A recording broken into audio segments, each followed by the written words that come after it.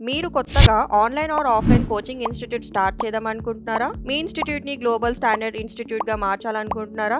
మరియు మీ స్టూడెంట్ ఎన్రోల్‌మెంట్‌ని కూడా పెంచుకుందామనుకుంటున్నారా? అయితే వెంటనే మీ ఇన్‌స్టిట్యూట్‌కి ఐఈబీ అక్రిడిటేషన్ తీసుకోండి. మీ ఇన్‌స్టిట్యూట్‌ని ఐఈబీ అక్రిడిటేషన్ ఇన్‌స్టిట్యూట్‌గా మార్చుకోండి. Thank you. హలో ఎవరివన్, మీరు కొత్తగా బిజినెస్ స్టార్ట్ చేశారా?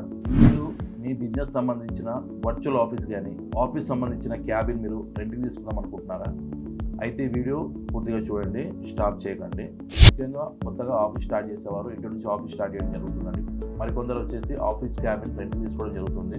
మరికొందరు వచ్చేసి వర్చువల్ ఆఫీసు తీసుకోవడం జరుగుతుంది. మరికొంతమంది వచ్చేసేమో సింగిల్ సీటర్స్ రెంట్ తీసుకోవడం జరుగుతుంది. సో వర్చువల్ ఆఫీస్ రెంట్స్ వచ్చేసి మనకి పర్ ఇయర్ వచ్చేసి 20,000 నుంచి 25, 35 ఇట్లా ఛార్జ్ చేయడం జరుగుతుంది.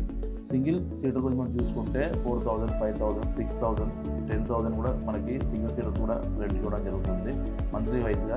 నెక్స్ట్ క్యాబిన్ గురించి మనం చూసుకుంటే ముఖ్యంగా మనకి 15,000, 20,000, 30,000 ఇట్లా అరౌండ్గా బయట మనకి దొరకడం జరుగుతుంది.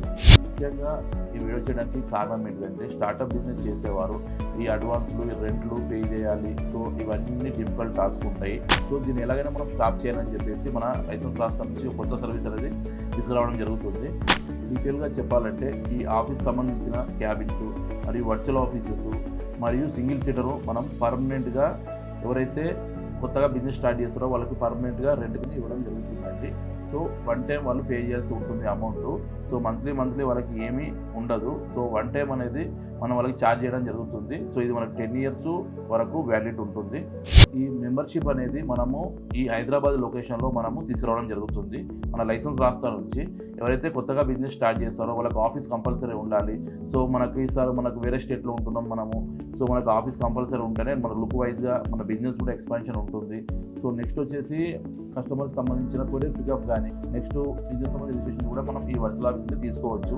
సో ముఖ్యంగా ఎవరైతే మంత్లీ మేము పే చేయలేము, పర్మనెంట్ ఒకటేసారి మేము పే చేయగలుగుతాము అనుకునే వారికి ఈ ఐడియాలజీ కంపల్సరీ ఉపయోగపడుతుంది. నేను ఎక్స్ప్లెయిన్ చేసిన ఈ ఆఫీస్ క్యాబిన్ కానీ నెక్స్ట్ వచ్చేసి వర్చువల్ ఆఫీస్ కానీ ఈ సింగిల్ సీటర్ కానీ మీకు ఏమైనా రిక్వైర్మెంట్ ఉంటే పర్మనెంట్గా ఇది ఇచ్చిన నెంబర్ కాల్ చేయండి. మైజూర్ పూర్తి తెలుసుకోండి. Thank you.